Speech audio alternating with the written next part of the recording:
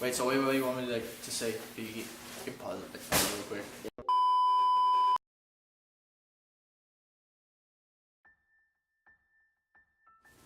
Hi, my name is Cedric Gibo, and I am Secretary of Committee.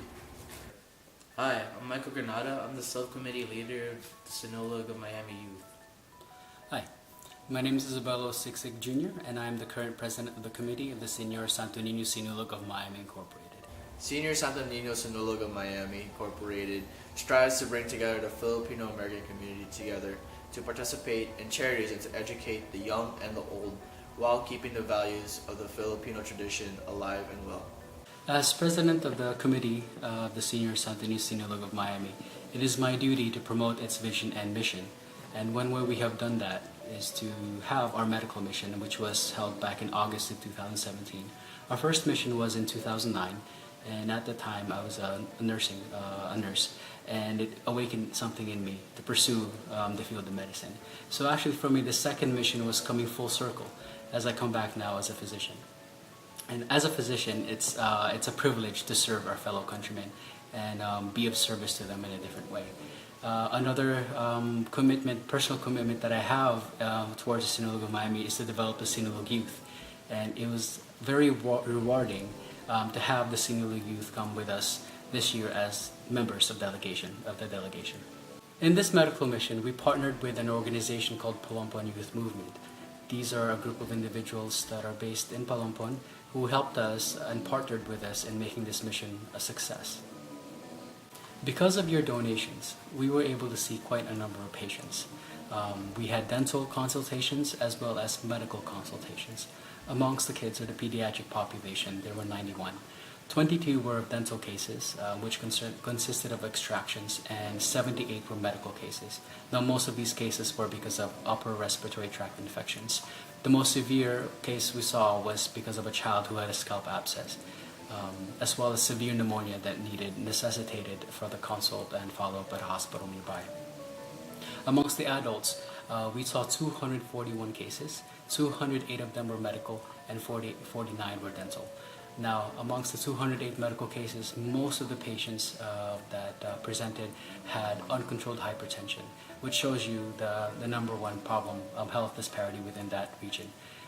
Amongst the severe cases that we did see was a possible myocardial infarction or heart attack, and another one was due to the malignant hypertension, a very increased high blood pressure that necessitated further evaluation at a near hospital. For the medical mission, I was part of the data collecting team. So what I did is I recorded the diagnosis of individual patients, and with those results, we gave it to the Department of Health of the Philippines. During the medical mission, I assisted checking people in, and what I saw a wide variety of people ranging from young teens and kids to even the elderly. And no matter what they came in for, whether it was a dental checkup or a medical checkup, they always had a smile on their face, and I think that was really inspiring.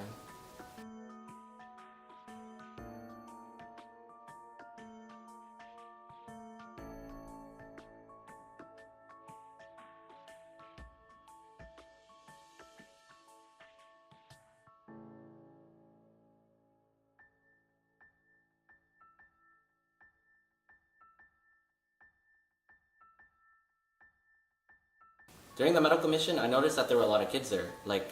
Even though they were coming in sick, they were still able to really enjoy life. Like, they were having fun, even though they were waiting in line for a few hours at a time. But it was interesting to see that even though they basically had nothing, they were able to make the most of it. And honestly, it's such a different perspective to see, especially us living in America. We don't have to deal with stuff like that, you know. But they were having the most fun with the littlest things, you know, playing with a leaf or just exploring. And I think it was just really heartwarming to see. It was so good to go back again to my first parish and to meet the group that I started my priesthood and my ministry with, the Palompon Youth Movement. They're special to me, and then I never realized that I would go back there. I'll be able to connect with them so they can be a part of the mission, to be partners with the group they have here in Miami. It was a very good collaboration, and it was part of the success of the mission. We banded together in so many ways, especially in our desire to give back to the people, to help the people, the poor people of Palumpon who needs medical assistance. When I look back at the medical mission, what is so striking for me was the people themselves. As they were lining up for the mission itself, under the heat of the sun, they were so patient. They didn't even complain. I didn't hear any complain. The children, the mother, the father, they were there. You know, they have 100 reasons to complain about life, but they were just so full of life and joyful. I think they reminded me what happiness really is. So, the mission was a success, not only because we have helped them, but because they remind us about life, what's really is important, what happiness is, that sometimes we forget about. So I thank God that I went there and was part of it. Having been a part of this one big project is truly a blessing and wonderful gift from above. It has always been my dream to be able to participate in such a humanitarian event. Having my entire family to join me even made it more special. Watching my children experience the joy of providing help and services to the less fortunate children and elderly is truly amazing. Being in the front area, triaging and evaluating the patients as they tell you their medical problems and needs, I had like so much fun, and it was so like, how do you say it, like I forgot the word, but it's like it's nice to interact with them and make them comfortable and feel welcome. It is just so overwhelming, and it will make you pause and realize that we have so much to be thankful for, and that is always a blessing to be able to give back. So thank you so much for all the donors and the benefactors for helping us make this happen. It was fun. One thing I have noticed though is that they are very gracious, they are very friendly, and they are so appreciative of what the group was doing. And I was so privileged to be able to participate in that mission. It was really the response of the people was so how do you call this one? You know, we turned out. It has a good turnout, and even though it's like it's in between, it's so warm there. I mean, it's so hot, but still, everybody is helping to make the event successful. It was my first time to be with a medical mission. I've been longing for it for such a long time. It's a blessing. I was with a group, the Sinulog group of Miami. This way I was able to help out the needy ones with my experience as a nurse, and also not only that, giving, sharing my blessing also to the people in the Philippines. So I am looking forward to be with the medical mission again in the next medical mission. Not only with me and Cedric, but I am wishing and hoping and praying the whole family will go with with the medical missions.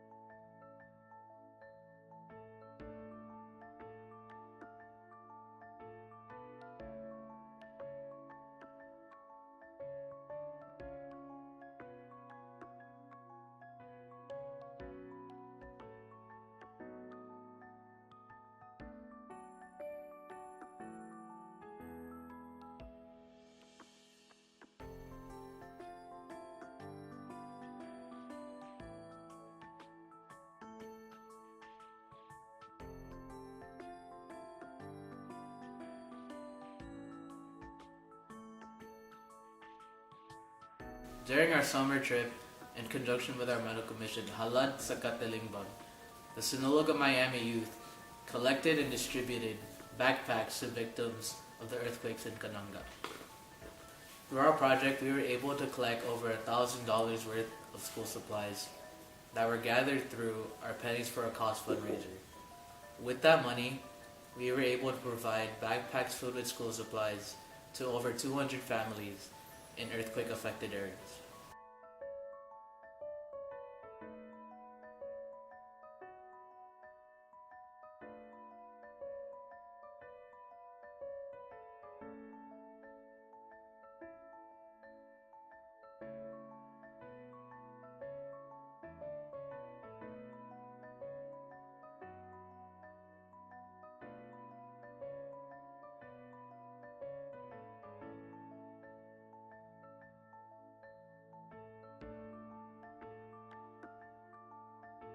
So initially, I thought this trip was just gonna be another time to have fun with our group, like we always do.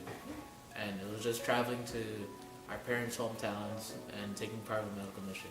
This was my first medical mission in another country, and it really changed a lot. Handing out these backpacks to families, and even though I couldn't understand what they were saying in things, seeing their smiles, that short moment of just handing out a backpack, smiling, and they say, I guess, thank you in response. It really humbles a person, and I would do it again if I had to.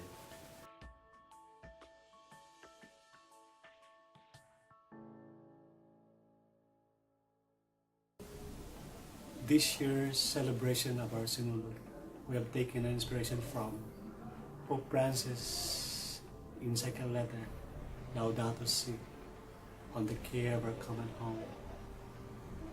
We want to make this celebration special and meaningful. We want to deliver a message.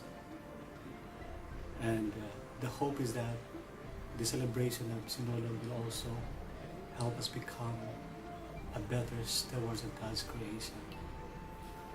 I believe that something new is, in a way, challenging us to go beyond the revelry of the celebration towards a more meaningful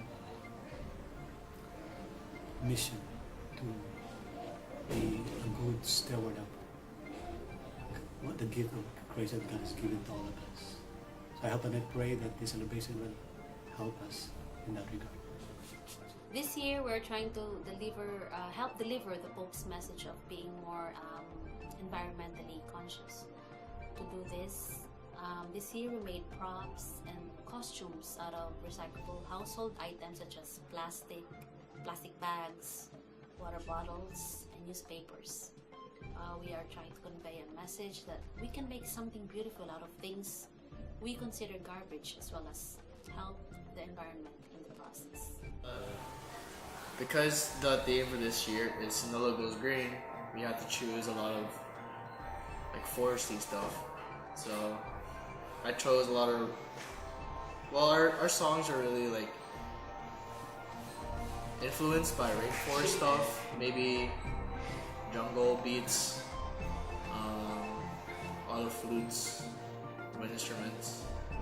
So yeah. Right, so for this Sinulog as head choreographer for the youth, I'm more focused towards the youth section of the dance, and also taking part in the development of the youth's costumes for the dance.